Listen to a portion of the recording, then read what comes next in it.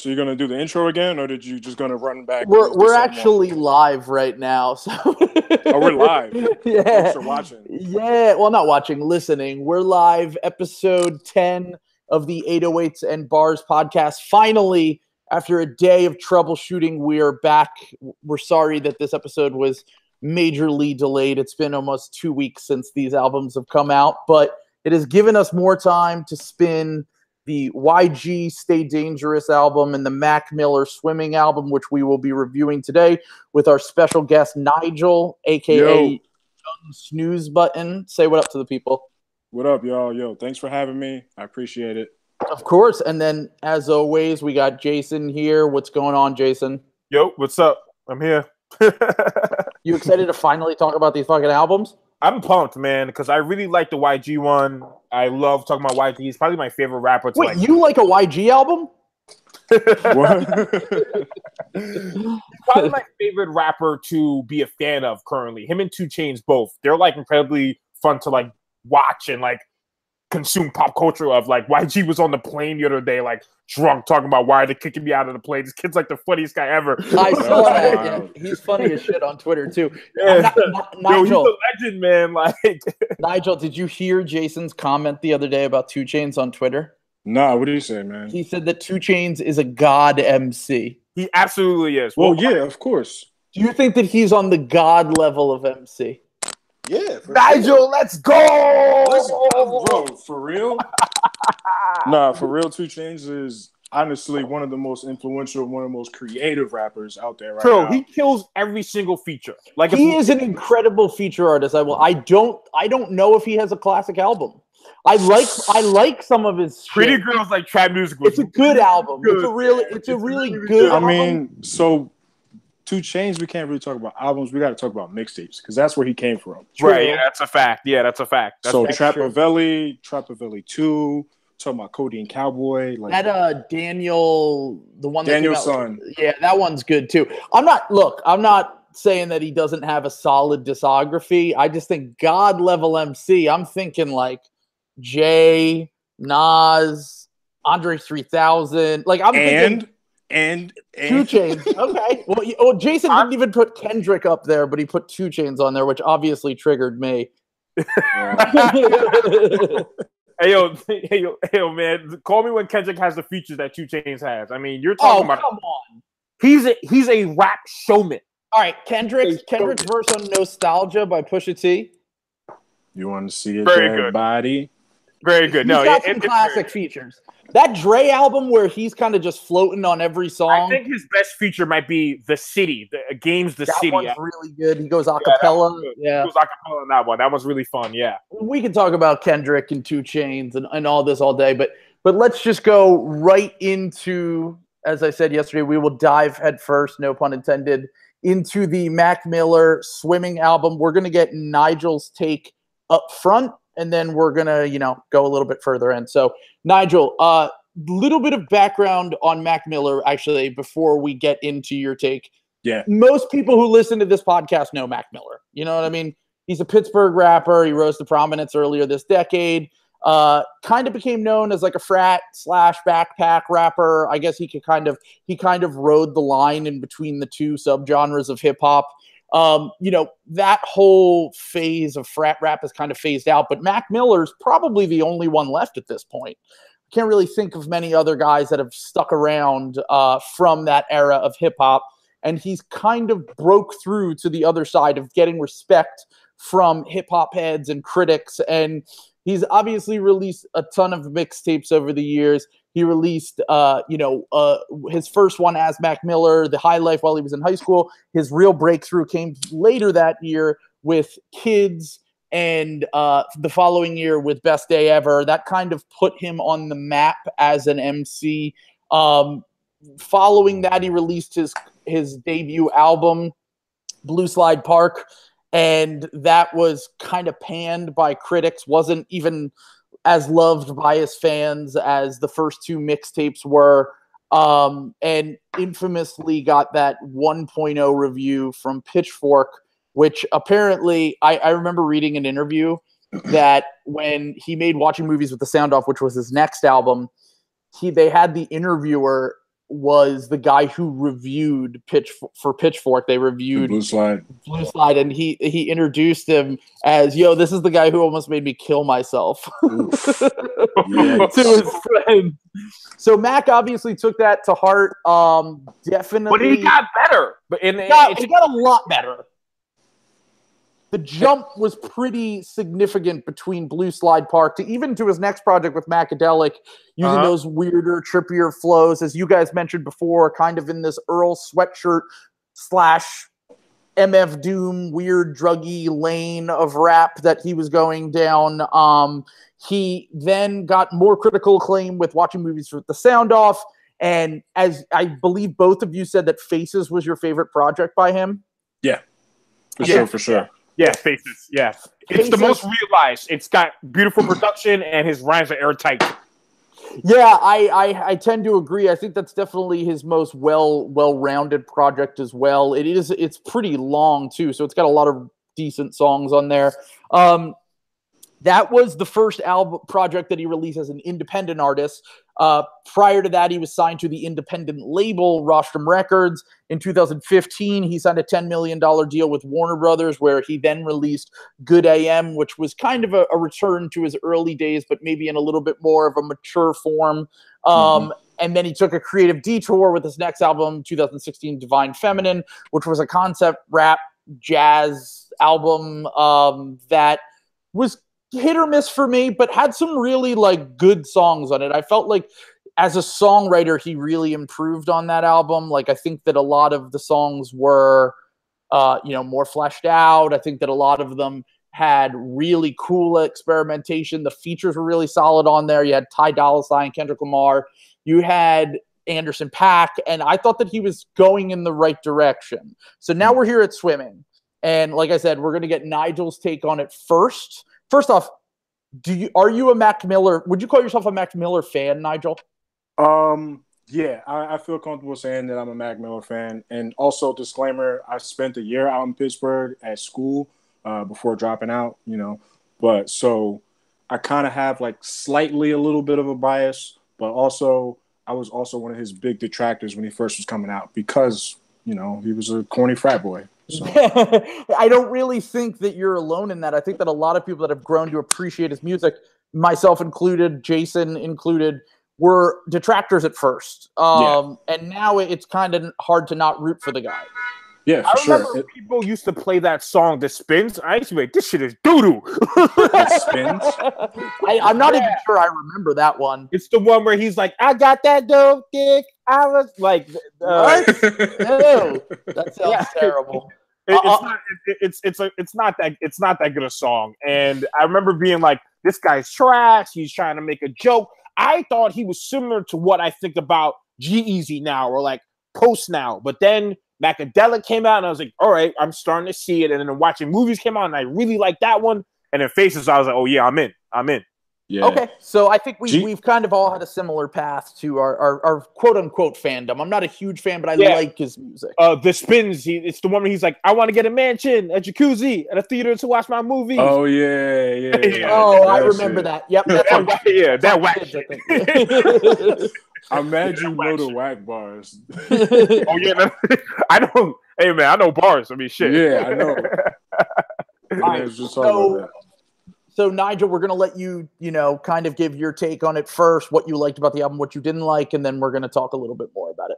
Okay. Honestly, because since it took so long for this thing to actually happen, I've kind of been able to develop more on this album. Well, good. That was intentional, by the way. Well, yeah, man. Good things come to those who wait, and you got to get these fire takes off properly. So... Swimming, honestly, I think is one of Mac's best albums. Definitely on the better end of the spectrum. I think what was really dope about this album is that it has a specific sound that was helped to be crafted by the homie John Bryan. Some of us may know him from film scores. Most of us probably know him from Late Registration. Yeah, by Kanye West. Yeah, and I think that was definitely a big part in what made the sound of Swimming so unique. Couple of songs that definitely stuck out to me was Small Worlds, I just like the drowsy flow. And then, of course, he invited John Mayer in the studio just to listen to it, and then he ended up getting freaky on it. So I love that one. And I love Jet Fuel because I'm a rapidy rap dude. So that's a good call, brother. Yeah, I mean, whenever Mac decides to get in his bag, then I'm really gonna start paying attention. And the thing about this album was it wasn't really based around his rapping, but more on his songcraft ability. And I think that's where it really shined on the rest of the album. He didn't really have to depend on proving he could rhyme. We know that. We heard Faces. Like, right. So this is like a next step of his maturity, essentially. Right. And then we also heard him go jazzy with remember the Larry Lovestein project, the Divine Feminine, Live from Space. So we know he can do that too. And I think this one was kind of just where he was just clicking on all cylinders. So yeah, Jet Fuel, Small Worlds. I think Wings is very dope. It kind of gave me a little bit of a watching movies feel, kind of broken down. But honestly, all the contributions that weren't really featured or like shown as features, Thundercat, Dev Hines, and like Damn Funk, and I think just like the background players helped them craft this sound. Jid, I'm not sure if you're familiar with him. JID signed to J. Cole. He did the backing vocals on Self Care. Word. Sid from the Internet did the backing vocals on What's the Use. I hear Sid a lot on in that one too. Actually, you know who else is in there? Wait, did you say Snoop? Yeah, I was gonna say Snoop snuck in there on What's the Use. Yeah, you can kind of hear him in the background a little bit. There's definitely a lot of players happening here that they're not exactly like Mac is the one in front of the group, obviously. Sid is on, you got Sid, you got Snoop, and you got Thundercat. I mean, that's a hell of a trio right there. It's a good team. So Jason, going off of what Nigel said, how did you feel about the album? And also, I think that we've all kind of just figured out that we're all at the same place with Mac Miller. So do you agree that this is, one of his more well-rounded projects? Do you think that it's one of his better projects? Jason? Ah, damn. You all right? Yeah, no, I hear you now, but you faded out for like a second. Oh, it's cool. I can just edit this part out. Okay. I felt as if that this is third in his canon. I would go probably Faces, watching movies, and then now this. I thought this album was beautiful. John Bryan, is that how you pronounce his name, by the way? Because I be Brian, I don't know. John Bryan. John Bryan on the keys right now. Okay, yeah, that's a fact. John Bryan, yeah, that's a fact, yeah.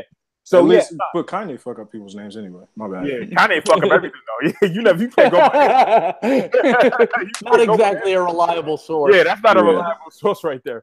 But what I realize is I think that it sounded a little bit too much like a film score. And Late Registration avoids that. But I think this sounded a lot like it. And it was weird. It kind of felt like a teen drama almost, or a coming of age film, and like it was a score of a movie. And sometimes that works, sometimes it doesn't work. I don't know if it works here, but it does sound beautiful. So if you appreciate music, you can appreciate this because it's fire. You know what I mean? I think I wish there was a different type of energy in it, though. I kind of wanted a little bit more, if you know what I'm saying. I think what you said yesterday was you wish that Mac rapped a little bit more on it. I wish Mac rapped a little bit tighter on it. Yeah, he sung a lot. I like the saying, but my favorite Mac is like, Perfect Circle, Godspeed, Diablo. You know what I mean? I want to hear some bars. So, I tend to agree with you there. I think that, and I appreciate the fact that he is taking a step in a different direction. And he kind of started with his last album, going in this more, songwriting, going in this more experimental, going in this more chill lane. But at the same time, there are moments on this album where, honestly, I'm going to be real with you. I don't think he's a good singer. I really don't find his singing to be. Sometimes it does work. It's not that like I think that the intro it works. I was about to tell you. Yeah, that intro I think is actually incredible. It's really good. I think that the intro actually was, to me, it was very And just like you said, it's very beautiful sound. It's just a very pretty production below it. You're and I think on the beach. You can listen to this. You know exactly. what I'm saying? Yeah. And also, because it's almost like you're floating.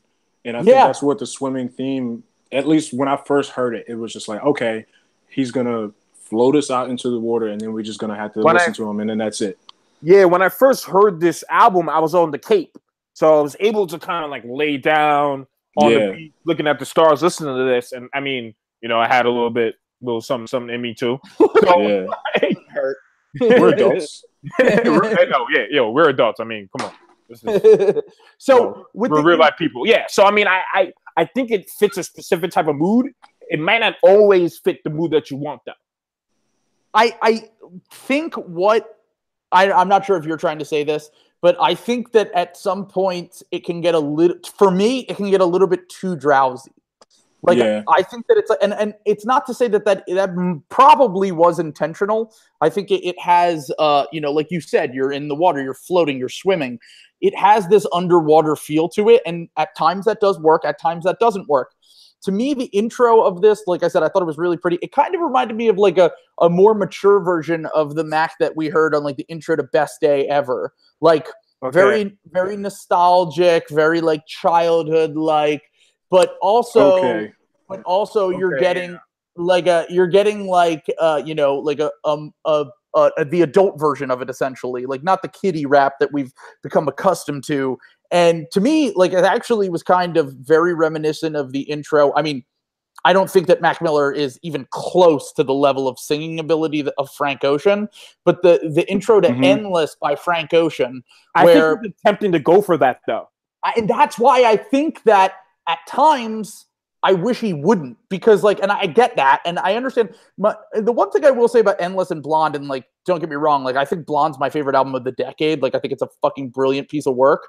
But I think that what it did was it inspired so many other artists who don't have the singing ability or the songwriting ability of Frank Ocean to then create projects that aren't living up to the hype of Blonde. So I think that at times on here, like Jason said, I want Mac to rap more. And when he does rap, sometimes it's really good. And other times it's not great, but it's definitely better than his singing for me. I find his singing to be kind of boring at times. I find it to kind of be drowsy. I find it to be I just don't think he can sing. I think the biggest draw in that is that because we know he's not a great singer, that we can sing along to it, and it's kind of like an everyman singer, right? So it makes it more accessible to me. That's why I think his music is a little bit more accessible. Yeah, But jumping off of what Nigel said, a classically trained singer can't do this.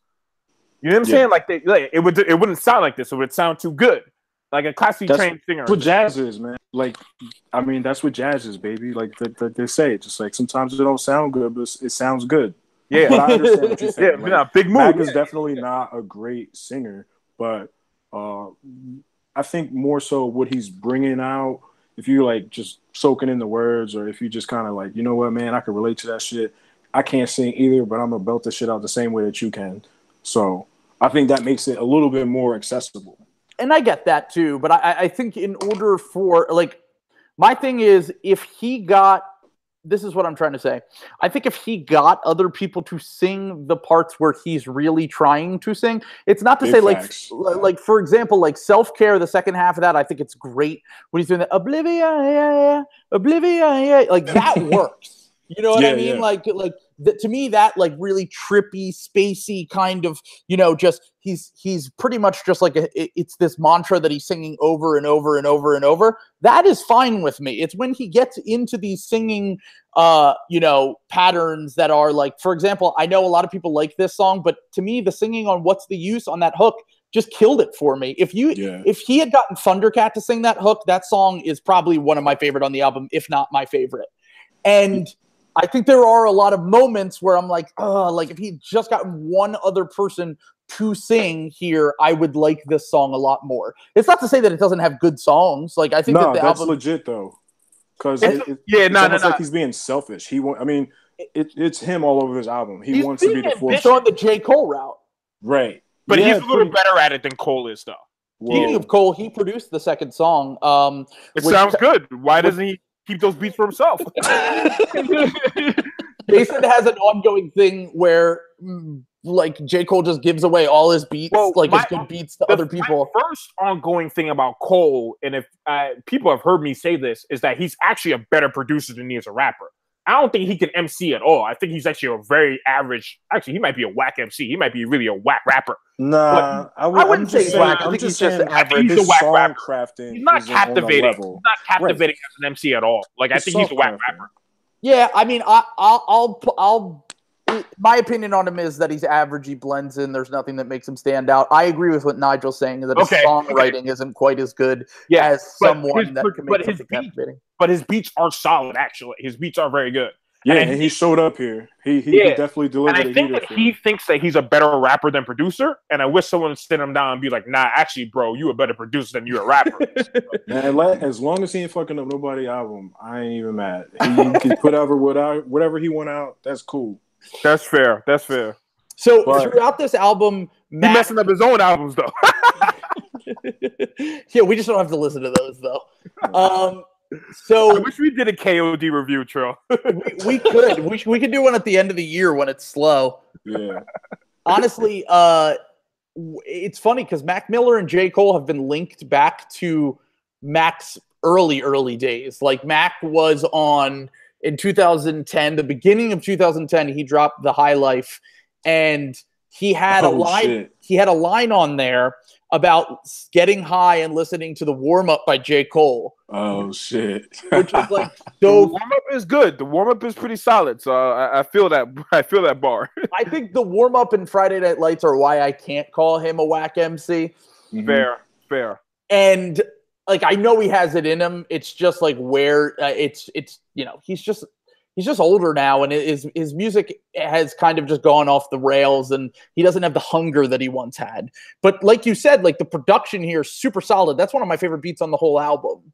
Yeah, he does a really good job with strings and like chords and stuff like that. Like, Cole's a very innovative producer, man. I wish that he would like go for that more. I remember High Power he did off that Section 80. That shit is crazy. Yeah, that's the album that we want.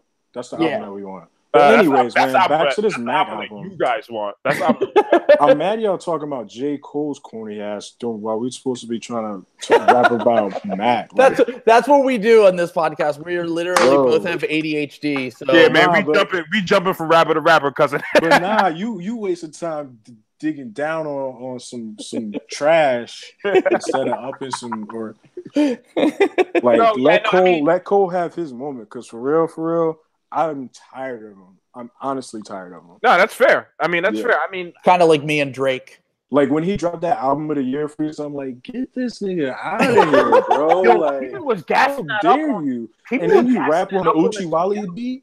Yeah. People were gassing that up on the TL. I'm like, yo, this is kind of mid to me. Like, I don't know. He just wanted to make Nas proud. Oh gosh, Nas let us down. Cole let us down. But Mac isn't letting us down, man. And I appreciate Mac for being ambitious. Every single project from Mac is an attempting to do something. Yeah. When I listen to Mac Miller, I'm like, I bet I'm sitting down. I know I'm gonna get something. Similar to how I feel about Kendrick, even though if I don't always love the music, I appreciate the fact that the intricacy that it takes to do an album. So when I sit down and listen to The Divine Feminine or Good Morning or Faces or watching movies with the sound off or now Swimming, I'm seeing what he's trying to do, and I salute him, man. I think Mac is doing good. I think he's doing real good stuff. I totally agree with what you're saying right now, but I will say this much. I think that at times he can get too experimental. Like, I think that not that I don't think he really has like the chops of Kendrick. Like, I think Kendrick, even if I and obviously I love Kendrick. But what song on here would you say? He doesn't have the rapping chops that Kendrick has. He has the production chops that Kendrick has. Okay, if you want to know a song that I don't really like, Dunno. It was incredibly sleepy to the point where I almost felt like it was boring. I thought there are a lot of songs on here that are very spacey. Honestly, it's like, it's better if you're on drugs. Let's be honest. Like, Right.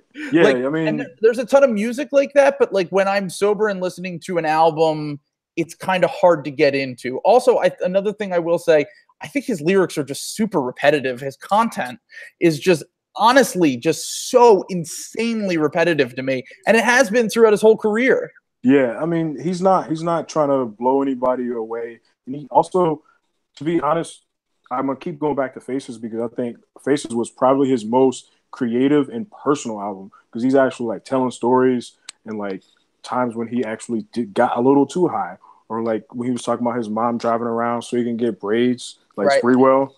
But like on here, yeah, he's not really revealing anything new. Mac Miller being a Spreewell fan is actually very interesting, though. I mean, I think it's also telling of his age. Maybe because he's from Pittsburgh, he couldn't How old is fuck Mac? with the Sixers. How old is Mac? Like 28? 26, I think. 26. I'm 26? about the same age as him. I think we graduated high school at the same time. He's only 26? He was 26. He was 7 or 18 when he released Kids. Oh, yeah. Yeah. That's right. That's yeah, right. he was Senior a kid. skip He's day been in the and game shit. for a really long time. Yeah. He's been at it, man. Yeah. And, he's I a think hard we worker. forget- I think we forget how young some of these dudes are. Because, like, Bro. compared to how older some of our, like, favorite rappers were. So, like, when Yeah. Jay-Z dropped Reasonable Doubt, he was 26 years old. Can you imagine that shit being 26? For real. Kanye was 26 when he dropped College Dropout. Was he 26? Okay, I Mhm. thought he was 24. He was 26. 50 was 26 when he dropped Get Rich or Die Trying. Yeah, those guys, I mean, 50 did a little prison time, blah, blah, blah. He was hustling, Jay was hustling. True. But it's interesting how Mac was really young when he got put on. I think Drake might have been in his early 20s. And I think also the internet, man. Wayne The is internet basically- changed that, Yeah, and right, internet changed it, and Wayne is basically a child prodigy. I mean, he's for basically, sure. yeah, he's basically the LeBron of rap. He started rapping when he was 15. So Yeah. it's interesting that Mac feels older, but he's actually only just 26 years old, and he's got a hell of a career ahead of him if he continues doing it. So we'll see. Yeah, so like I think one of the tracks that really kind of threw me for the loop that I kind of like and then I kind of don't like was Ladders. I think the production on it, it's like the drum with the horns, the trumpet is going off. It's upbeat. It's a little bit It's more upbeat. like, yeah. It's like sing-songy, but like because he's not really dependent on his singing, the rapping is just not doing anything for me. It sounds like it could have been on Disney Channel or something, honestly. Like, honestly, it reminded me a lot of that song that he had with the Anderson .Paak, just a stripped down version of it. Dang. It kind of, to me, it kind of sounded like if you took away everything that made that song interesting. Like, yeah. I'm not to say that Ladders is a bad song. I actually think that his rapping's kind of decent on it. I mean, it's definitely nice to get a more upbeat song when your first 5 songs are very drowsy, and like you're getting to the point where you're like, okay, is this whole album just going to be drowsy? Then you get the 6th or 7th song on this album being Ladders. To me, that kind of represented like him, like, I guess, okay, so Self-Care is telling the story of when he had his DUI and he broke up with Ariana Grande, and he's kind of at the lowest of the low that he's been at in his life. I thought he was pretty introspective on there. Then Wings, it's like, okay, he's rebuilding himself up on there. It's kind of depressing, but it's also like, all right, I'm going to get back. And then Ladders is like, okay, I'm returning to where I was before. I'm getting my mental health back to where it should be. And, the rest of the album is a little bit more upbeat, a little bit more like, all right, this is like, I'm good now. Like I felt damn. Yeah, that's kind I of. didn't even peep that, like, because now just that I'm thinking about the track list, I'm like looking at it right now, and sequencing that really was a been really transition. good. Yeah, his sequencing has always been really good. It was never been better on Good Morning. Yeah. His sequencing on Good Morning is actually incredible. Yeah, but like I'm just looking at the track list. Like Self-Care is like rock bottom. Wings is building himself back together. Ladder, Right. He's climbing, and then then Small Worlds. He's like, the world is so small till it ain't, because I'm at the top of the ladder and I'm about to leave this place. And then he has Jet Fuel, and then he ends it with So It Goes. So it's like he's already out there swimming. It's a or narrative. whatever. Yeah. I didn't even peep that until fucking Trill just put it out. Yeah, I mean, it's a narrative. It really is a narrative. True, I think I agree with you on the fact that the album could be a little bit more jumpier. It could be a little more lively. But I think that I respect his chops so much and I respect his ambition so much that I'm riding with it. You know what I mean? And maybe that's a problem. Maybe I gotta fix that because that's not exactly. No. I'm being kind of like self-aware here. That's not exactly the type of criticism that you want in terms of like letting someone kind of slide. I'm putting it in quotation marks, but letting someone kind of slide because you fuck with their like vision. But I will say, like, as a fan of rap, like, it means something to me when Mac Miller comes out with something and I can totally understand what he's going for and this and he's doing that. And, Yeah. Right. I think my thing with Mac is like, I don't think that Mac is the most talented rapper. I don't think that Mac is the most naturally talented musician, but he works really hard. He comes up with good concepts. He builds, I mean, it's really clear that a lot of work went into this album. And I think every album since, probably since before I would go all the way back to watching movies with the sound off. Every project he's released has had a ton of thought that goes into it. So I'm going to ask you this. So do you think that the goalposts have moved with him a little bit? As in that people, because he's gotten so much better than he was when he first came out, people still are evaluating him based off of that and not based off of if his albums are actually airtight. See, that's the thing. I do think they have moved, but I think it's fair because it's kind of like what you said with Travis Scott last week. It's like, okay, so if Travis Scott wants to be Kanye West, or he wants to be this guy that's creating like innovative music that is like, infiltrating the maximalist. Yeah. Right.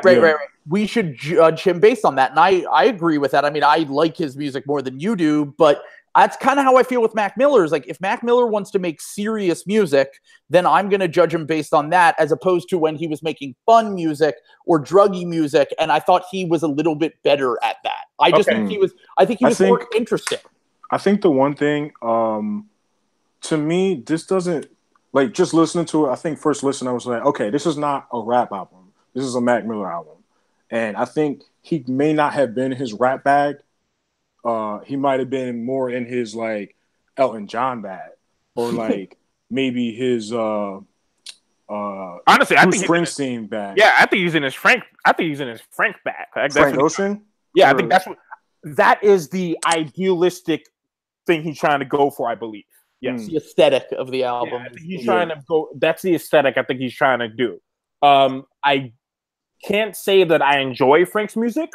However, though, similar to Mac, I see the ambition in what he's doing, and I think that Frank is, as a songwriter, is one of the best of this generation. It blows Mac out of the water. I mean, you just talk about lyrics to lyrics. I mean, Frank, everything is so meticulous and well thought out when it comes to Frank. Absolutely, yeah. And that's my thing with like Mac is like, okay, so the lyrics aren't all there always. Honestly, I think there are a ton of cliches and just common sayings that he has.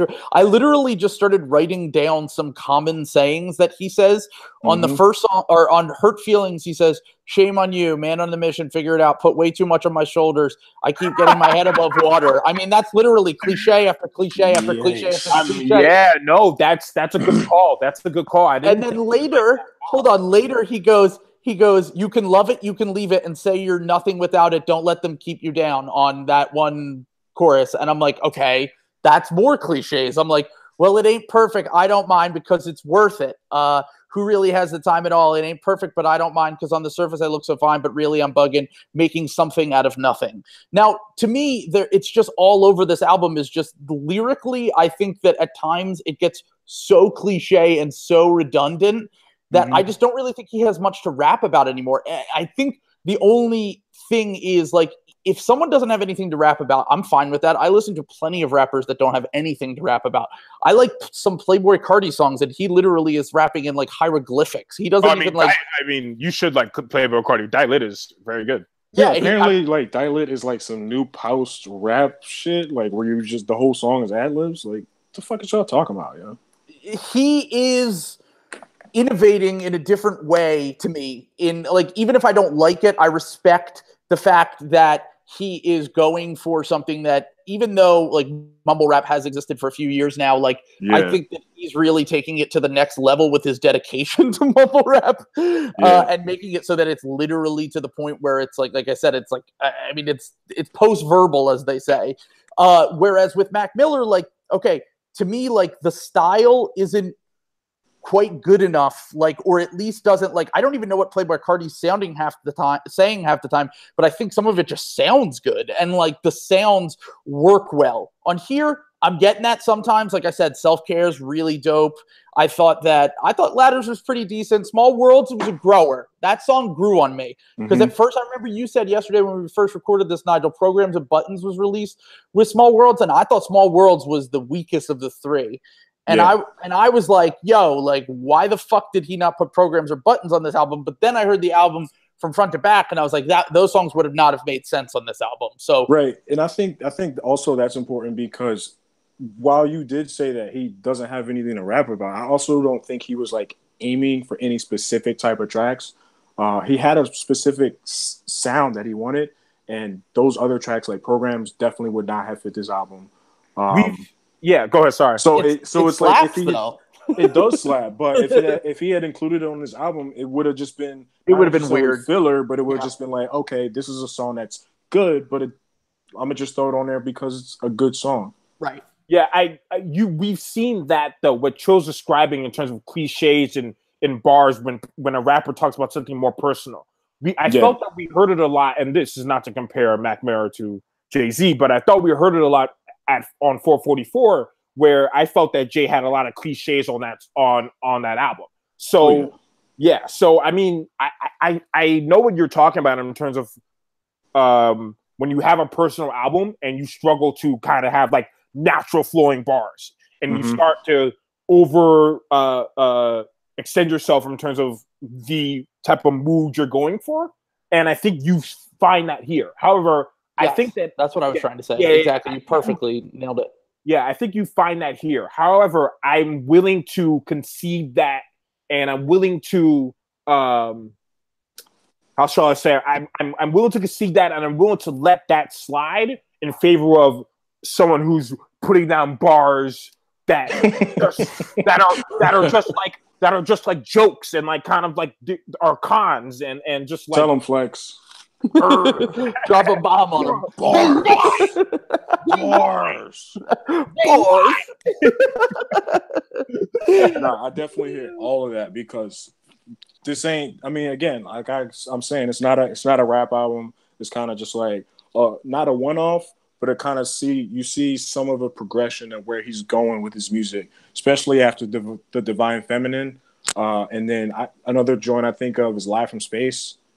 Which was kind of like a live album, but it also had a couple offset tracks when he was touring with the internet. And also one song that does not get talked enough about. The Future song? Yes, bro. Yeah, that one's really good. Future needs to rap some more sample-heavy joints. You know why that song slaps so much, right? Why? Because Future's on it. Oh, well, yeah, obviously. Bro, I mean, like, dead ass. I'm not gonna even, I was like, I thought you were going to tell us a background story or something.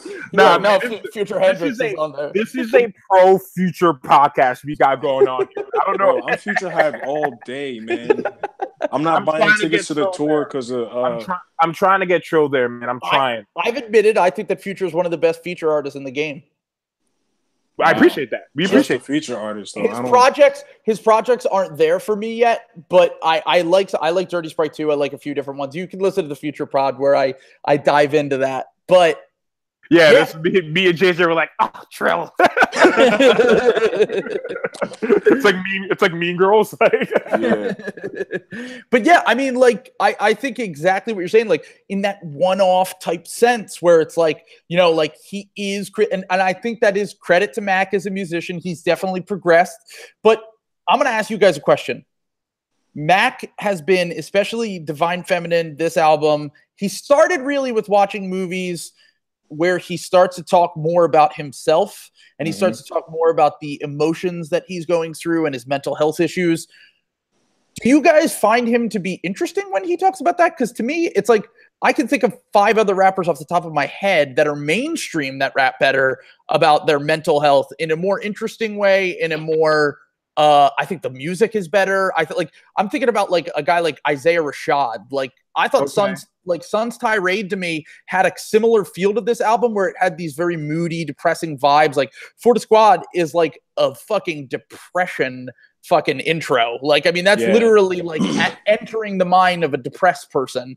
But to me, Isaiah is a lot better at creating different melodies. He's more. Isaiah can rap his ass off.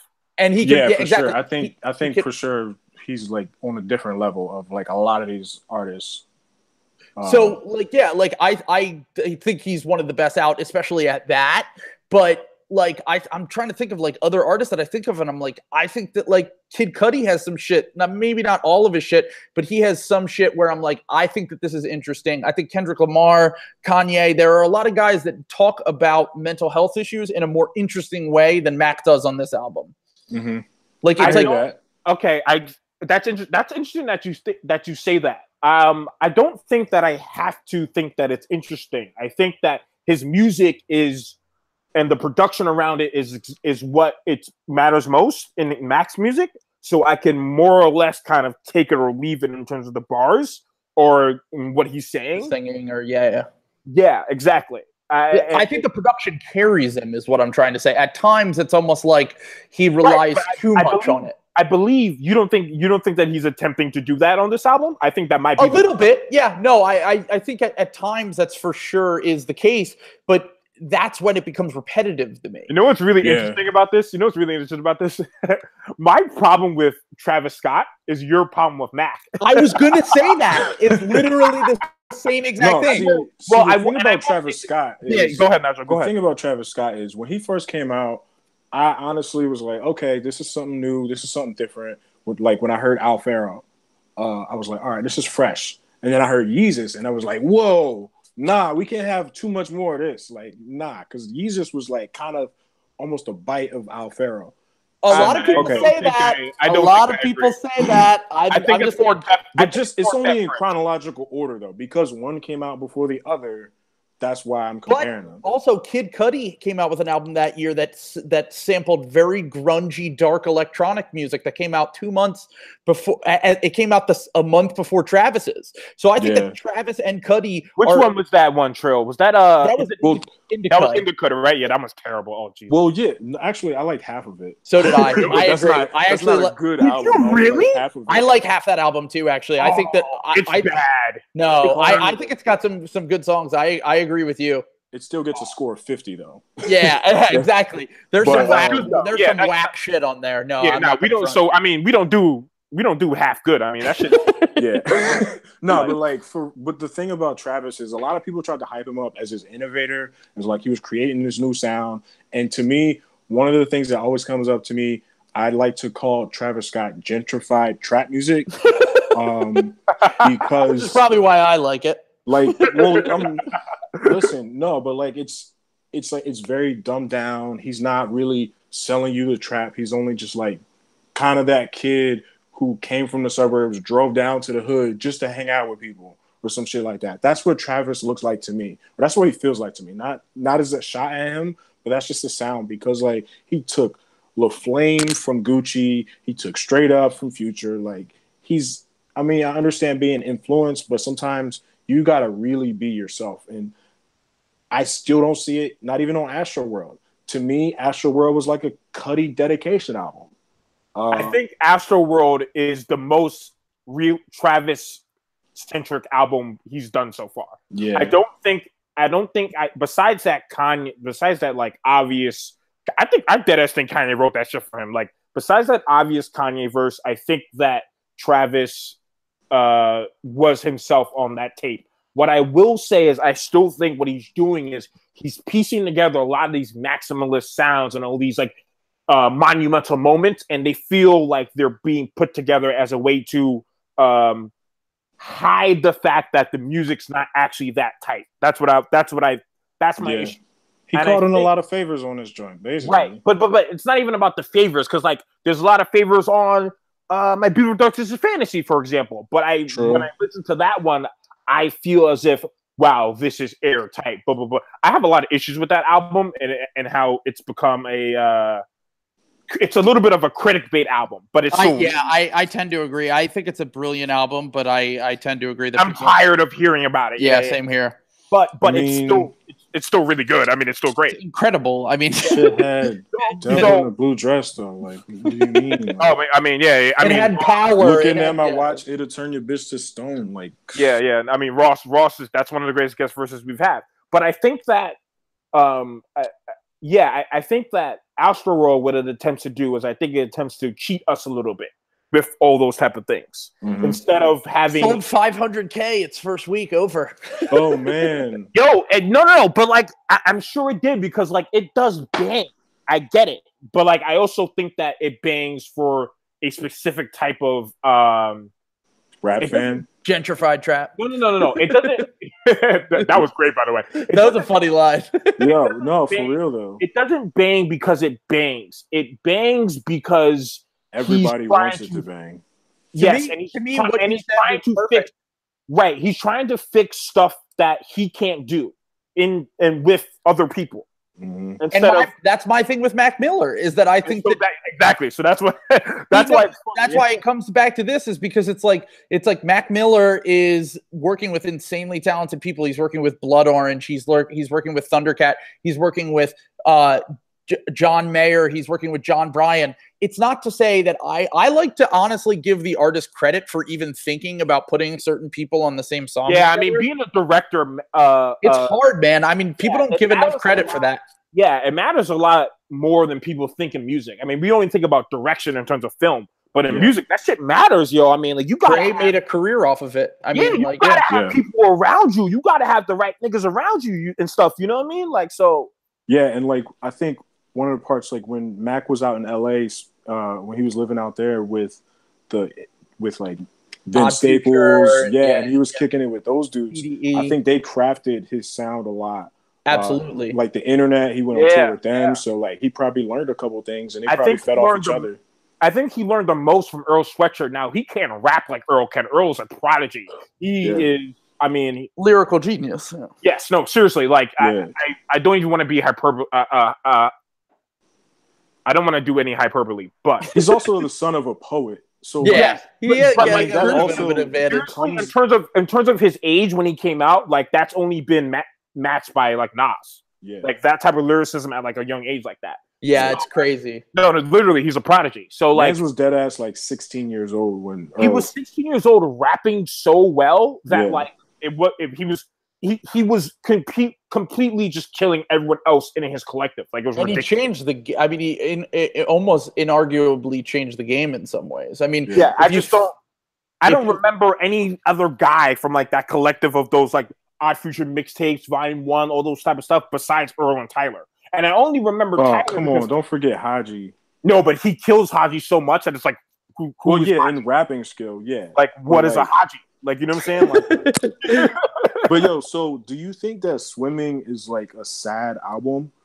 no, I think it's grim, and I think I don't think sad is. I think it's a little bleak, but I think that you see the light at the end of the tunnel. I don't think sad is the. It's not Joni Mitchell's Blue. It's not. You know what I mean? It's more of a journey. So like I say that because of with Earl, like his last big project was like I don't like shit, I don't go outside. And do y'all really think that? I mean, that's definitely like kind of one a of the- darker album. it's agoraphobic. I mean, it's literally like I don't in think the he- title. Yeah, I think Earl's a really interesting personality. I don't think he enjoys being a rapper, to be frank. I think that he's really great at it. I think he loves rap. I don't think he enjoys what comes with being a rapper. I don't think he likes fans or having fans. For I don't. sure. Yeah, and it's really and that kind of makes that album. That's why it makes the album so good. My thing with the Mac album is this. This is what I took from it is that it's weird because it's all about like in the first half of the album, it's all about like feeling better about yourself and like trying to, self-care and like, like everything's going to be okay. But the music is incredibly somber.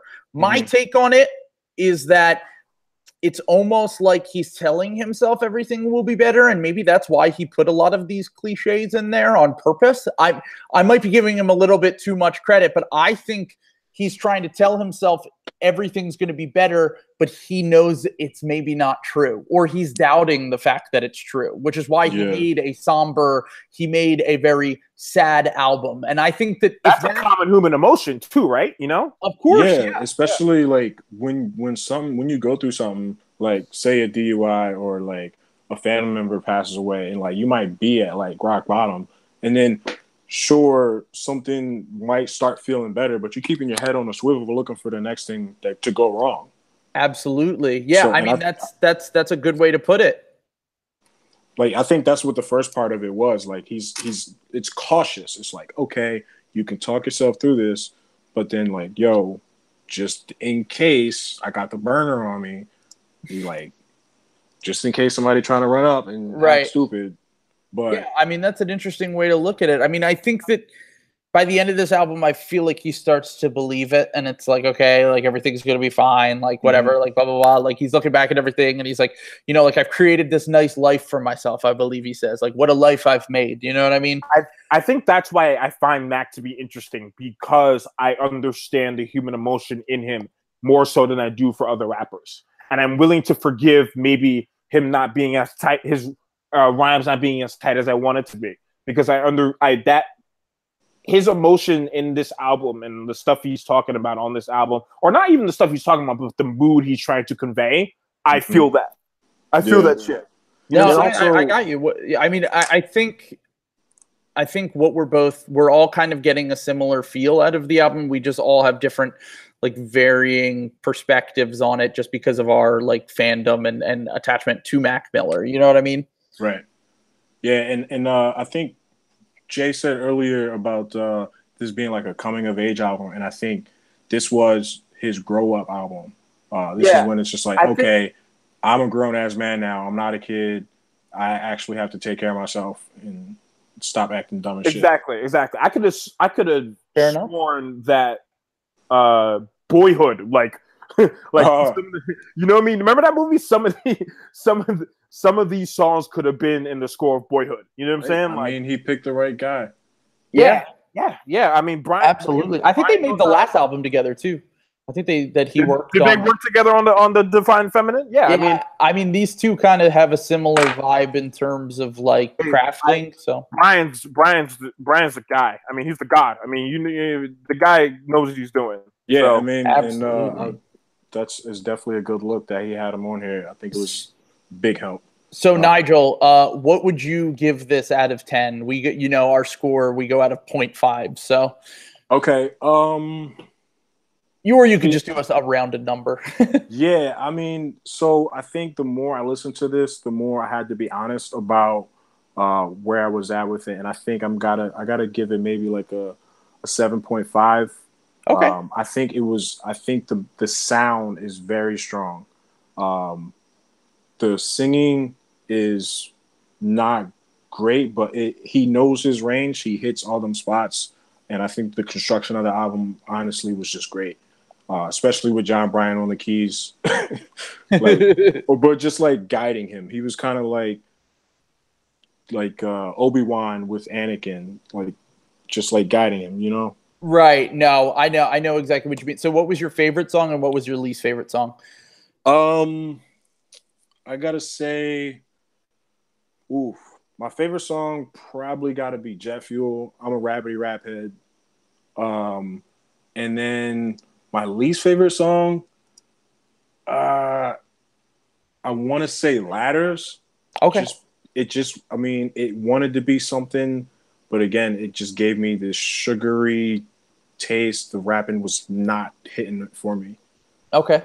And so Jason, what would you give it out of 10? I'd probably give it a 7 out of 10. 7 out of 10? Yeah, I would say that the production's great. I would say that I like the singing, but I wish Mac performed a little bit, had a little bit more energy on it, I would say. I would say my favorite song is, like Nigel, my favorite song is Jet Fuel, and Come Back to Earth. It's a tie. So Jet Fuel and Come Back to Earth, I would say that's a tie.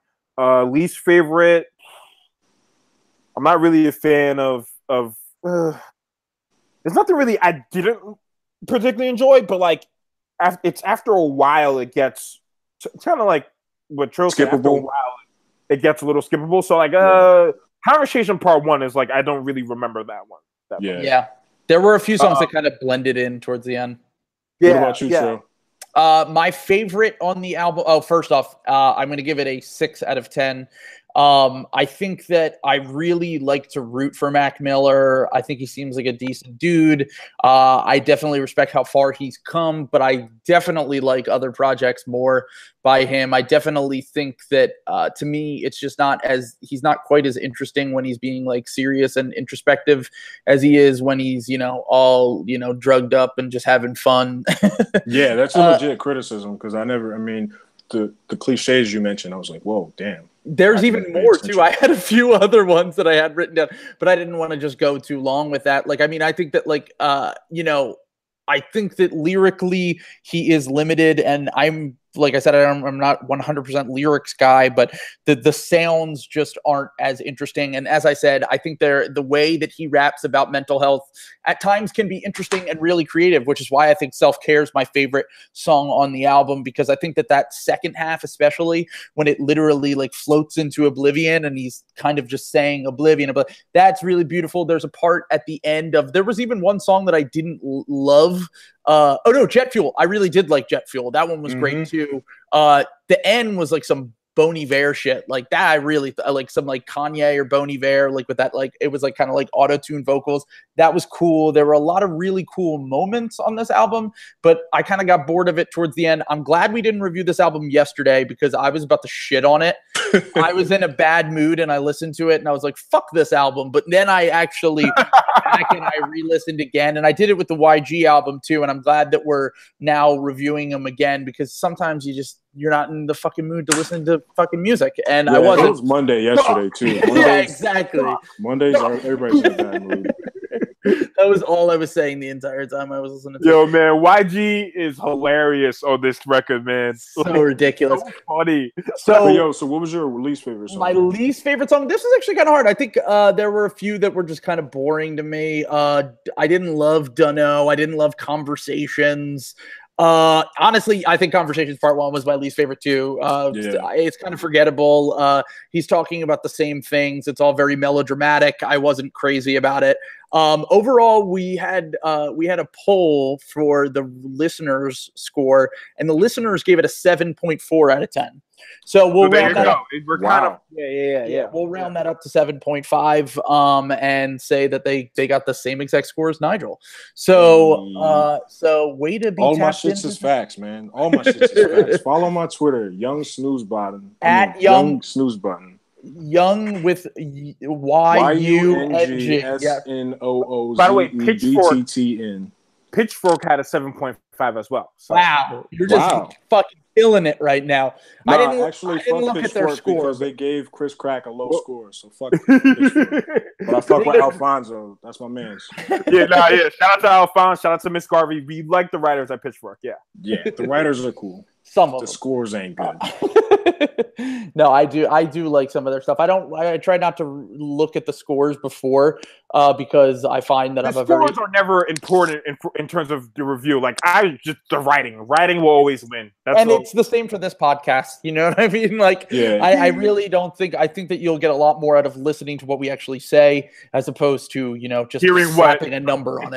Exactly. Hearing what our numbers are. I mean, like, who had a great rubric for scoring?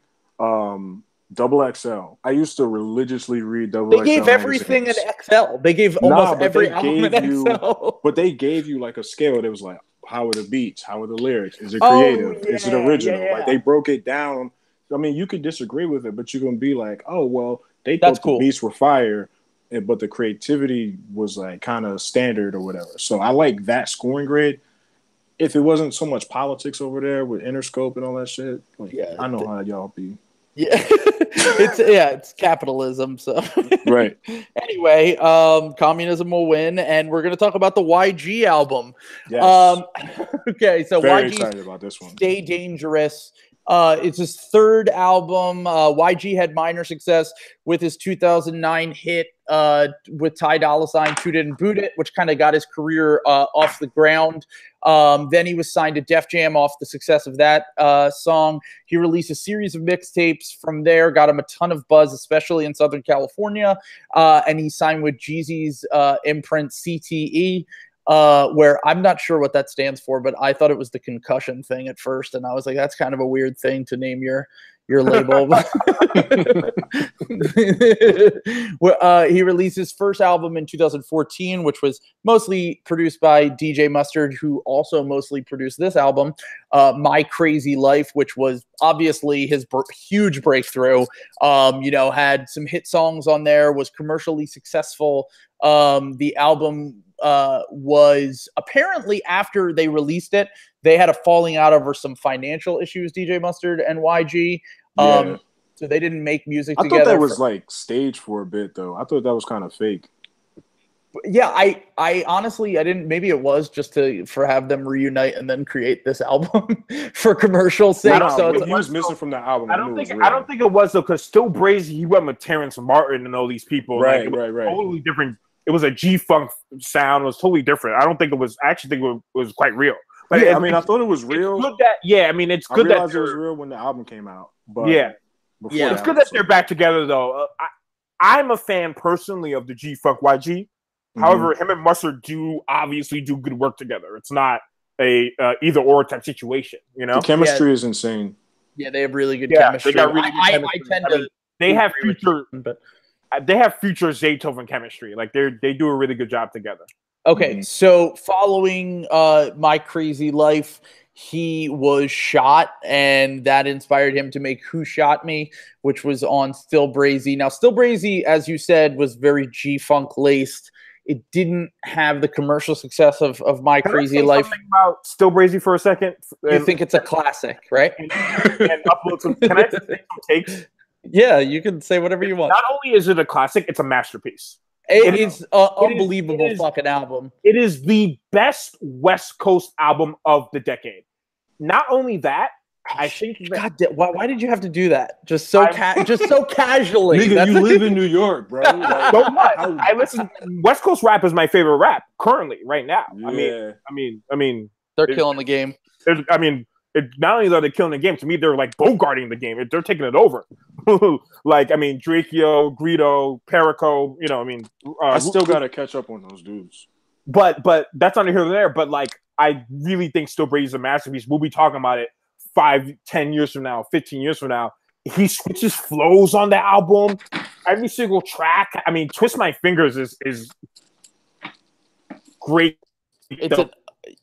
That's actually one of all these rappers only want to see him in the club, never see him in the club. Yeah, always see him in the club, never see him in the hood.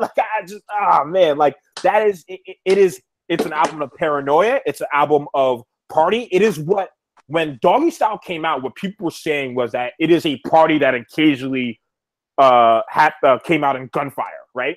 And that's kind of what I felt Still Brazy was trying to go for. And he did a fabulous job on it. I if he never drops on anything close to Still Brazy, I don't care. I literally don't care. I think he went from having a 4.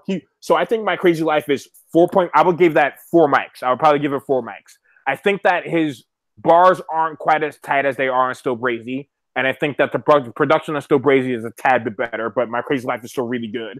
And then Still Brazy is 5 mics. It's the best we'll see in the decade in terms of gangsta rap, in terms of any fucking rap. And then now Stay Dangerous is probably a 4 again.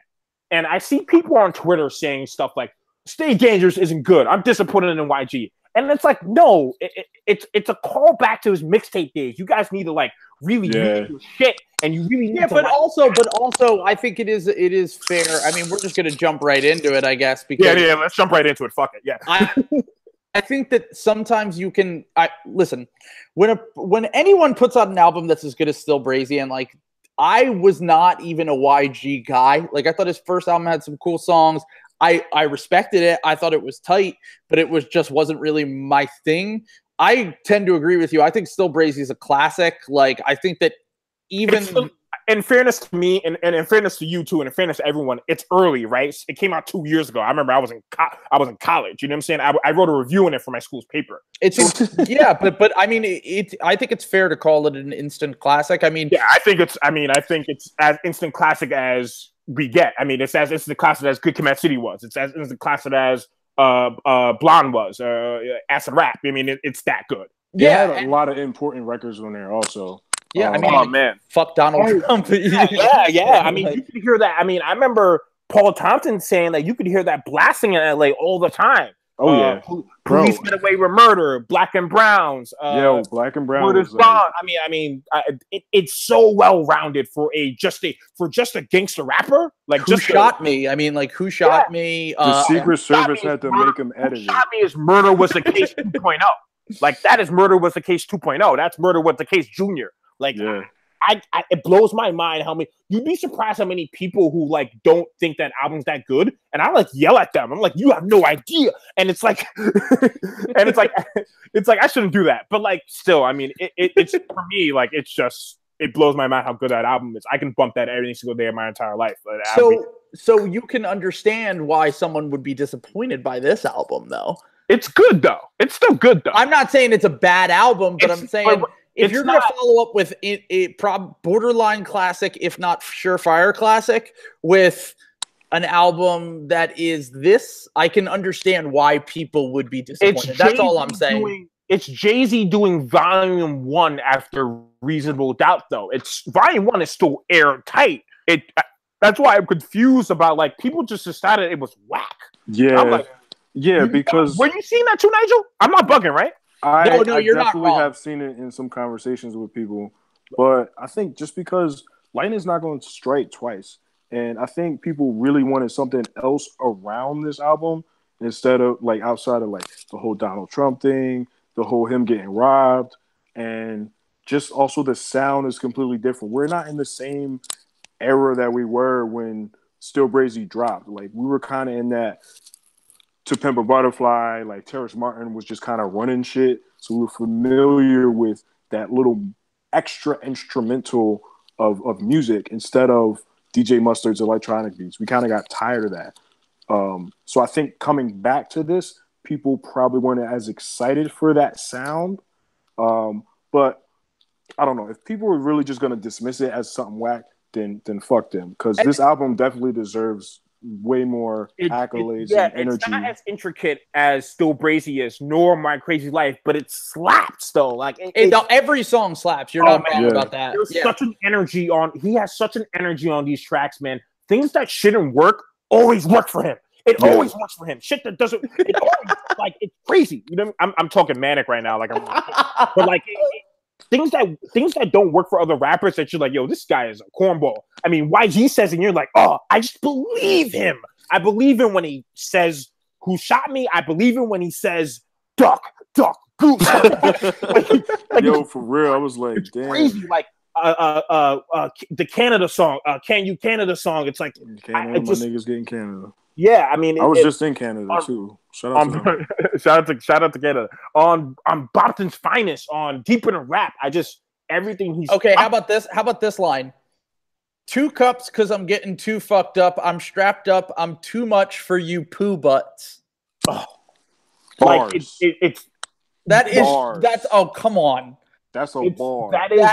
That's poo butts. It doesn't make any sense, but when he making niggas shit themselves. But it when you pull up. No. It doesn't make any sense, but like it does because it's YG. like you guys are so caught up in but like Moxie, character of YG. But like Moxie matters though in rap. No, I agree.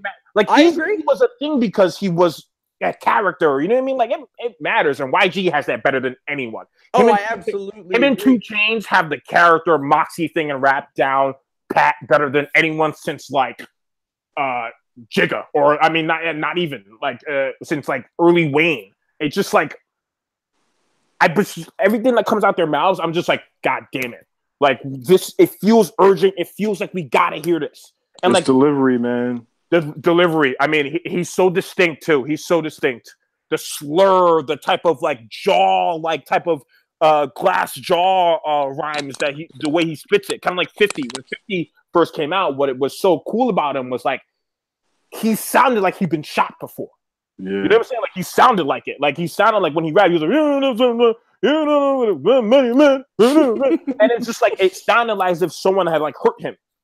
You know, or like through the wire, it sounded like Kanye had an accident. YG, it sounds like he's been shot before. It sounds like he doesn't fuck with poo butts. Yeah, I mean that could be a euphemism or something. He don't eat ass or nothing. I think my thing with this album is that every song bangs. I'm not gonna lie, I can't like every song, like the beat slaps. I think that the sound, as you said before, like I prefer a little bit more of the still brazy kind of classic. Yeah, I do too. Yeah, West Coast. I do too. Yeah. West Coast shit, and I think a lot more thought went into that album, especially considering that. I mean, he was shot in between the albums. There's nothing that's gonna fucking light a fire underneath someone. Have you seen the video of the noisy video of him with the therapist? Yeah, I saw that. I haven't. It's honest. Oh, you actually mentioned it on the album too. I'm gonna send it to you, man. It's actually really incredible, and it's one of the things that kind of made me such a huge fan because I was just like, this is a guy who I look at and I'm like, this is a real person.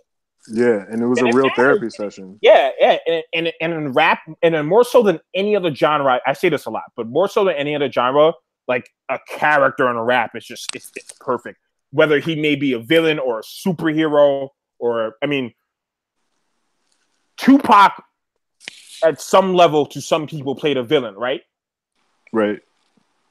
I don't. If you know something about the man, you know that wasn't always true about him as a person.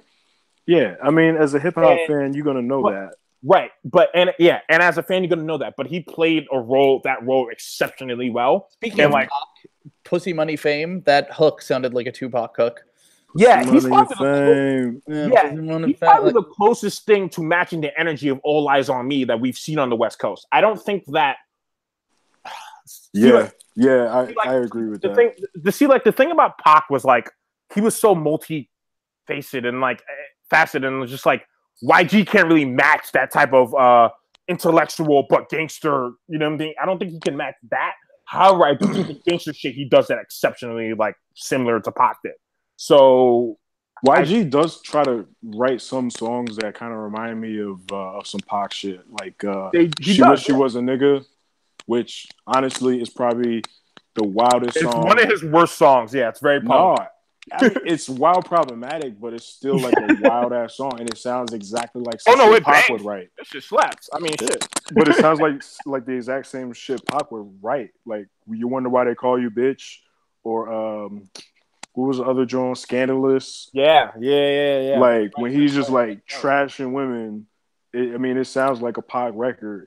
The thing about it is, I remember Ambition as a Writer dropped. Well, I didn't remember that.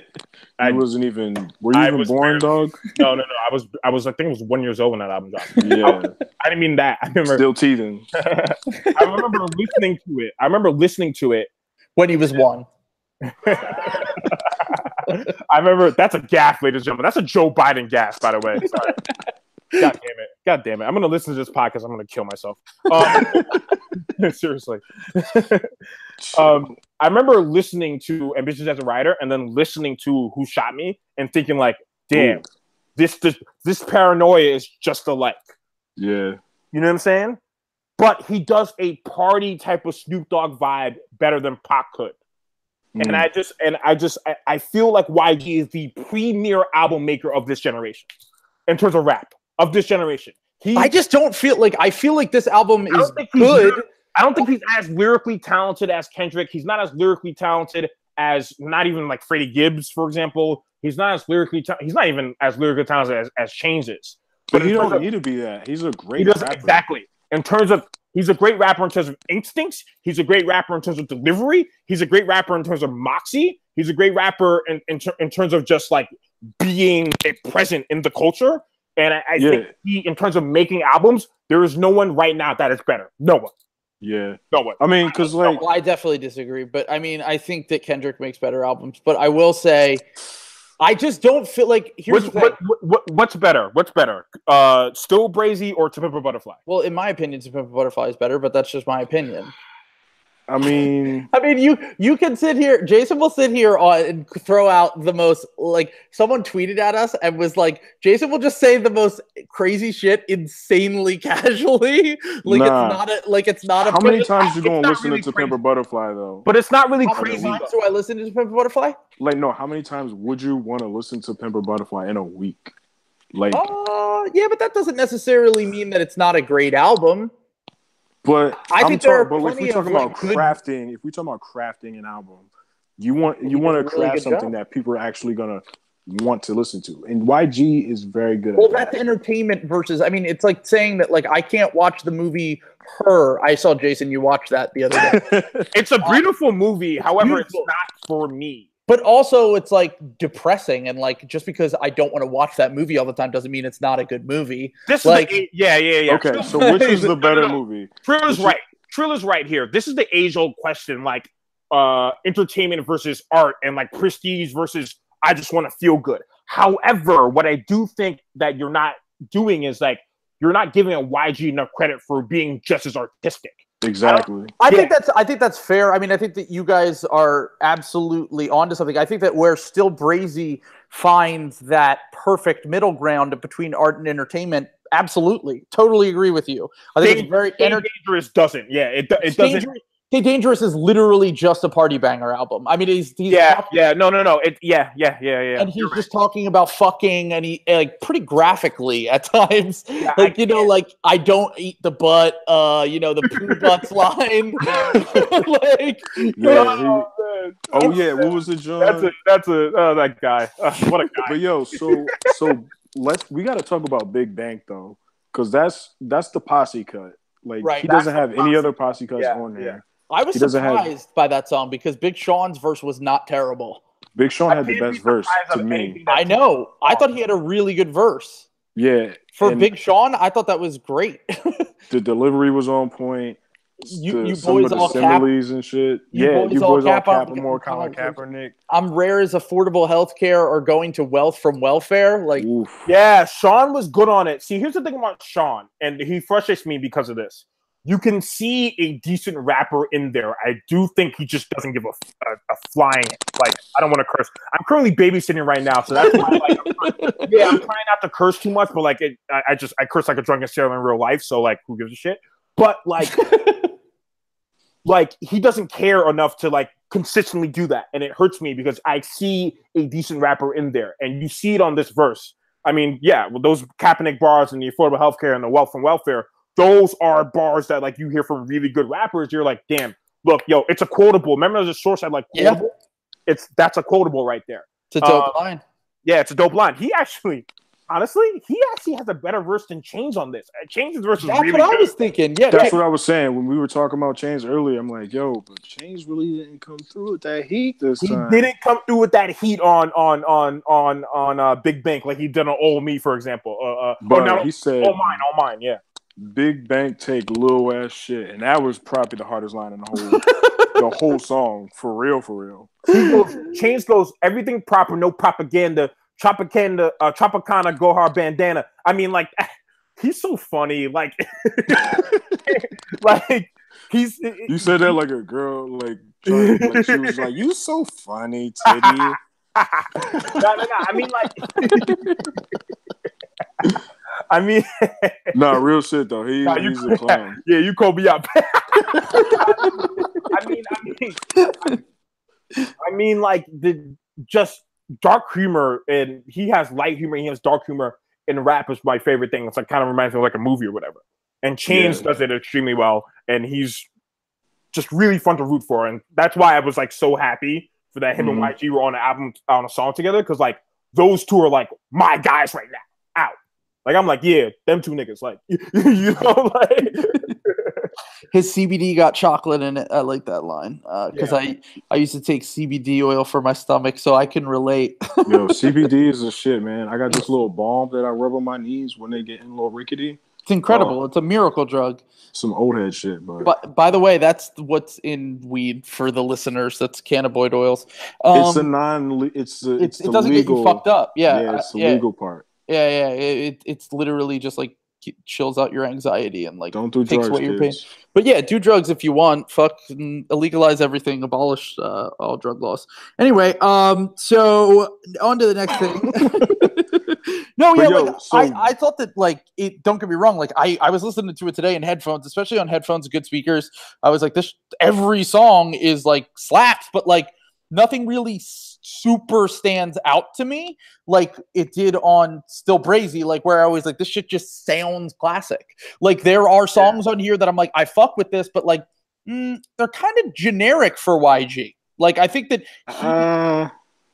there are songs on here that like I'm not saying like they're bad. Like I thought Handgun was super catchy, but at the same time, like I'm like like I don't know, like his rapping's really good, and that's the thing. He's always gonna have good rapping, like but like I expect that from YG. Like I don't, I think that there's a lot of like the Atlanta scenes like influence on here. I mean, he even has Quavo on the one song. He has 2 Chainz on the one song. Did you like Quavo on that? I like that. I usually kind of sigh whenever I see a Quavo feature nowadays. Here's my thing with Quavo, and like people need to stop doing this. Like he needs to disband from the Migos thing because I don't think he needs to do that shit at all. No, yo, when Quavo dropped that mixtape is trash. And the thing about it is just like the Huncho Jack John. That shit sucks. No. I hated that album. He dropped like this weekend. Yeah, the one he dropped this weekend. Was that a mixtape or just a couple like songs? It was like 3 songs. I didn't even hear all. I thought like it's only 3 songs. Well, they're bad. Like I didn't even know he released ones. No, yeah. Well, you don't even need to hear it. They're not good. And it's just like it's like Migos. They do a really good job together, and I wish people would stop being like Quavo needs to. Yeah, man. Like, because people don't appreciate rap groups. That's the problem. People don't appreciate rap groups. We've never appreciated rap groups like we've appreciated rock groups. Yeah. There's an obvious reason why for that. However, I think too many niggas is dangerous. Right. And no. Yeah, I mean, yeah, I think one of the reasons, other than just the color of a rap group skin versus the color of a rock group skin, I think one of the other reasons is because people find rap to be a solo performance type genre, whereas you don't have like where you have like instruments in rock, you don't have instruments kind of in rap. However, like Flavor Flav was an instrument for Chuck D. He really was. Yeah, you know what I'm saying? Ice Cube was the leader of he really wasn't actually the leader. He was just like the best, spokesman. Right, he was the head honcho. Yeah, he was just the most talented, but like actual leader was actually Eazy-E kind of. Right. Yeah. But in ways that Dre was Cube's instrument and Eazy was Cube's like sidekick kind of, like Cube was still the Keith Richards and MCA was kind of the best guy in Beastie Boys, but Mike D was the energy. Right, Mikey was MCA had the was energy. MCA was brilliant, and Mike D was kind of energy. Ad Rock filled in the holes where he could find them. So a rap group can be just instrumental as like a rock group. So I think that's why you see people say that this guy needs to leave his rap group and blah blah blah blah blah. And what you find is that most people do the best work they've done with a group. Cube, I mean, the best guys, they're great in general. Like Cube solo, Cube's one of the 5 greatest rappers to ever live. Yeah, I think I'm sorry, you're dropping out. Jason, I can't hear you at all. Jason. All right, I can hear you guys again. It's cool. I'll have to do some editing tomorrow on this. Damn. All right, we're gonna have to do some editing, you think? Yeah. Yeah, it's cool. I'll do it afterwards. I'll just do it tomorrow. Word. All right. Yeah, but I mean, I think the thing with the Quavo thing is like, I don't care about seeing him. Like, I don't want to hear him as a solo artist. Like, I don't particularly care for that. But I feel like he's just been overly like, there's just been an oversaturation of Quavo over the past 2 years. He's great as a feature, though. I haven't hated any of his features. He's solid, but I'm just like, I mean, like, to me, it's like more of the same On here, I actually thought he was really smooth. I liked him on the hook here. I thought it was a nice little crossover R&B like rap track that like kind of worked. It wasn't like it was kind of a sex rap song, but it wasn't over the top like some of the other lyrics on here. Yeah, I liked this one. I mean, and the thing about the whole Quavo thing is like honestly, like in 2015 when I would see him on something, I'd be like, oh shit, awesome. Like I was excited. And now I'm like, all right, Jesus Christ, how many fucking songs is this guy gonna feature on? Yeah. It's just an insane amount of songs he's been on in the past. Like he had like at one point had like I think like 8 songs in the top 50 last year. Yeah. Like the dude is a force. I mean, don't get me wrong, but like, yeah, I mean, like here he works for me.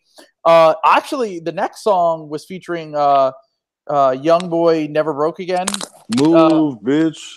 Yo, I thought he kind of killed that song. Yeah, he really did. I never really listened to Young Boy NBA, so I think maybe I associated him with like heavily auto-tune shit. So Right. to hear him on here just like spitting was fresh. I like that.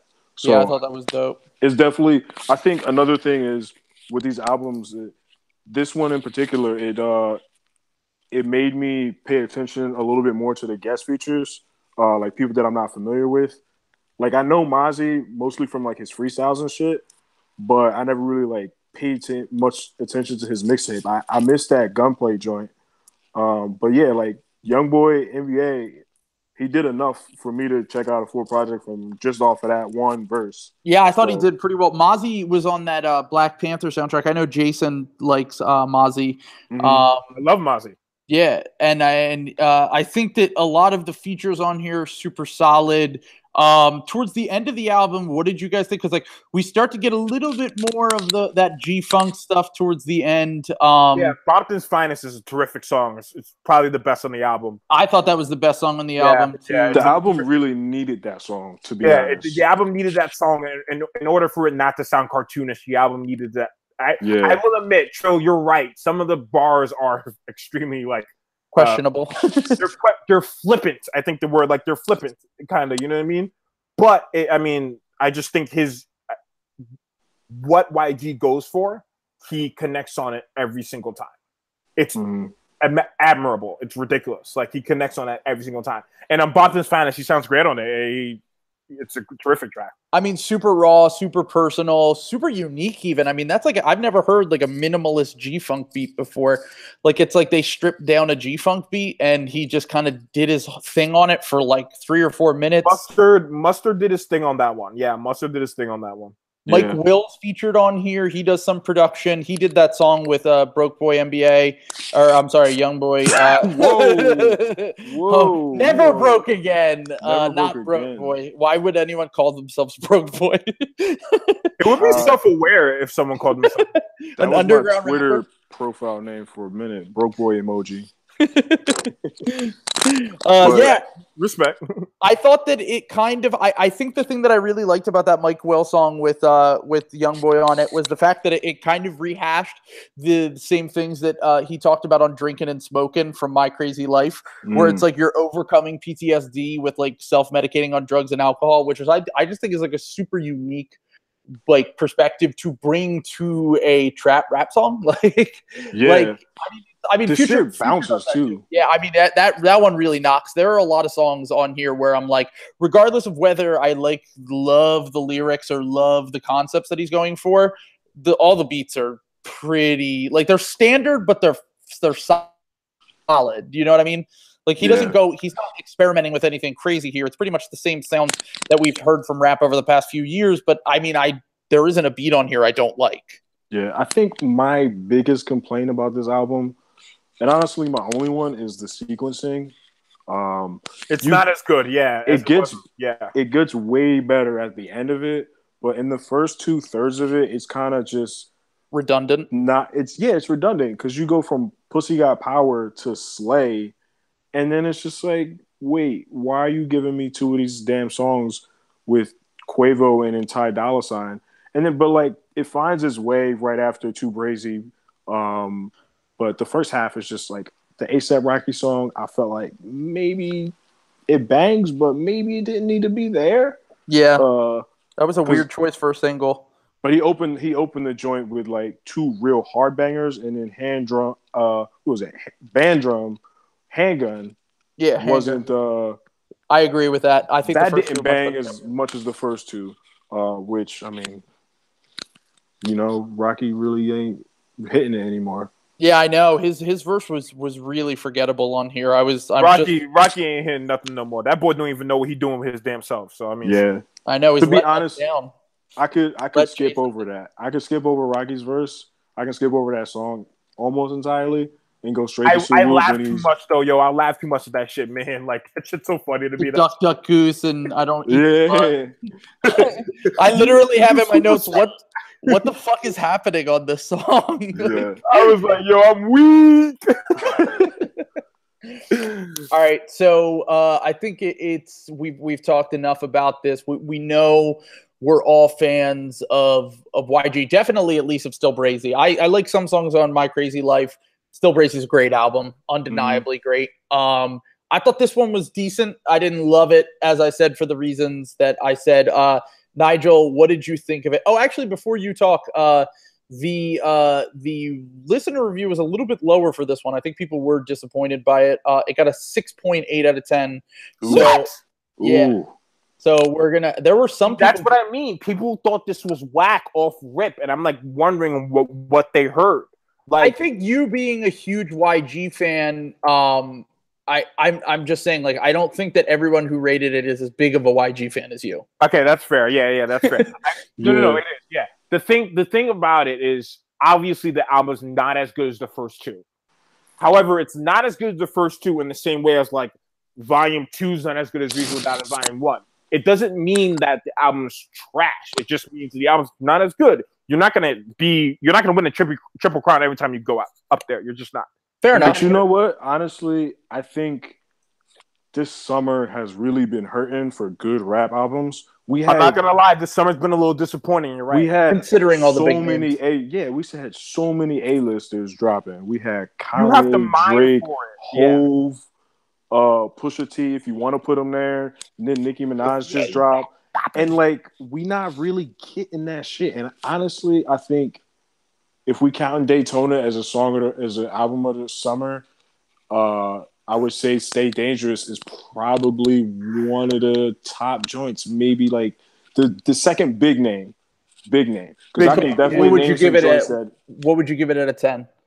Out of 10, if I were to give Still Brazy a 9, then I would say Stay Dangerous is probably going to be a 7.5, just to be honest. Okay. Yeah.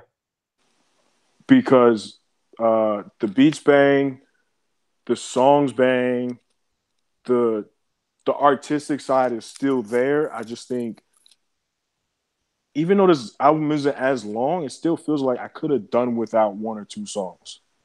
Because it's 50 minutes, which is kind of standard. I think we're getting a little too comfortable with these short albums. So I like something that I can ride around. And I think this one just could have been trimmed the fat a little bit more. I agree with that too. What was your favorite and what was your least favorite? My favorite, I'm going to probably have to go with two of them. Because Too Cocky is just like, the first time I heard that shit, I was driving home from work Friday afternoon, and I was like, damn. I had to like yank my collars up, make that fizz face like Mac Dre and shit. I was like, yo, this shit slaps. And then the other one, just because I liked the way he flipped it, was Pussy, Money, and Fame. Because he did the two verses. He did the verse about pussy, he did the verse about money, and then he was like, yo, fuck fame. I don't want to be famous, but I will get some pussy if she fuck me off my name. And I was like, all right, bet. So yeah, those are my two. I can honestly name so many more, but I think my least favorite, not that it's a bad song, but yeah, Handgun is a fun record up front, but it didn't really need to be there for this to be. If it was on a mixtape, it might be one of the best songs on a mixtape. But on this album, it just, the placement kind of threw me off for a loop. So I gotta say Handgun. All right. So, Jason, what did you think? What is your final grade? So I would say I remember My Crazy Life. I would have given a 9. I would have gave Still Brazy a 10. So I'd probably give this one a 7.5. Okay, so you guys both give it about a 7.5. So we both agree. Clearly a step down. We have a right to be a little disappointed. We don't have a right to be like, this is whack, which is what I was seeing a little bit. Yeah, I don't think it's whack. I mean, I don't think that he is capable of making a whack album at this point in his career. Yeah. Well, I think anyone can make a whack. Day, I mean, anyone can make a whack album. I mean, Jay-Z made Magna Carta Holy Grail. Kanye made, but he was like 40, and they're both like older. Like, okay, well, YG's not that young. What is he like? He's about 30 now, right? No. YG's like 25, bro. I think. Nah, no way. No, that ass. He's 28. He's 28. Yeah. He's okay. 28. Okay. Yeah, he's a little bit. He's my age. He's been around. I think that's just probably why I think he's older because he's been in the game for so long. Even though it's his third album, third album in 5 years or whatever, 4 years. So. Right.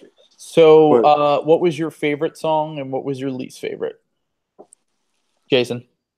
I would say my favorite would be Bompton's Finest. That was the one, yeah. I mean, that's the one. I mean, that's the one. That's the one. And I would go least favorite. See, like, these slap. So it's kind of just like, yeah, whatever. You feel me? Like, but I could have lived without Sue Whoop, man, that shit was kind of doo-doo. Yeah, I mean, it was just okay. I mean, Sue Whoop gets my green light just because he came at the pink-haired bloods that we just should be ignoring. Oh, that's a fact. Big facts, though. Yeah, and it's not just one of them either.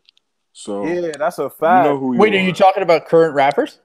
Oh yeah. Nah, yeah, we don't speak that troll's name around here. Nah, I know who you're talking about. Yeah. We don't speak his name though. You feel me? If you out here trying to be a clown boy, a funny boy, like real people going to real shit, so we don't speak that dude's name out here. I think he's sus. I think he might be an industry plant. Real talk. I really think that he might be a fake. So yeah, I mean he's definitely a plant. All right, so I'm not sure if you guys saw this. I'm not going to name him, but he posted something on Instagram clowning YG.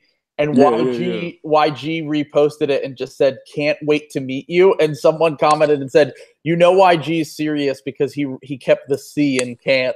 Damn.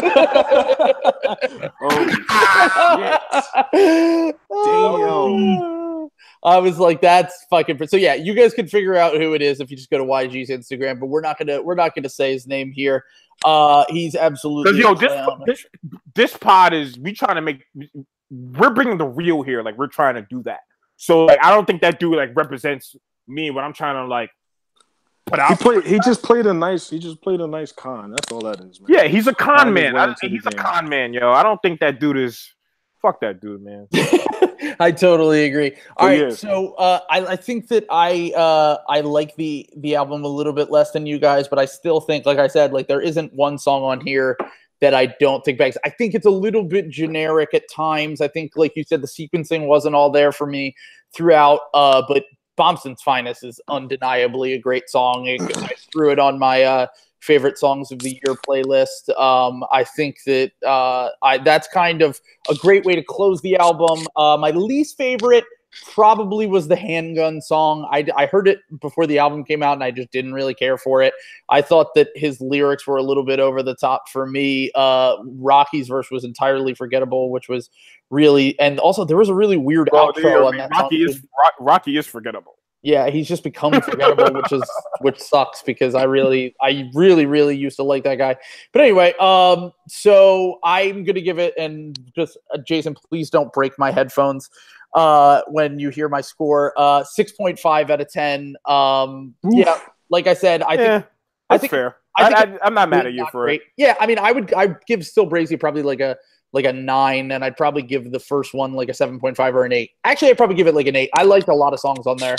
I think that what he was doing on the previous projects was more interesting to me. I think that he's wildly talented, so I come to expect more from him. But I definitely hope to, continue to follow where he's going with his career. And who knows, maybe he just wanted to make a shit ton of money on an album, and now he's just going to fucking go back to making what he made before. we'll see. All right. But yo, well, if he might actually make some money off of his little clothing line too, because I heard they got some heat on there. Yeah. And he's signing deals, putting them in stores and shit. Yeah, no. All right. Well, Jason dropped out, so I'm gonna have some editing to do on this podcast tomorrow. But I will absolutely post it as soon as possible. It was great having you on, Nigel. Follow Nigel at Young Snooze Button, as he said earlier. If you're still listening, thank you so much, guys, and we hope you enjoyed. Peace. Peace.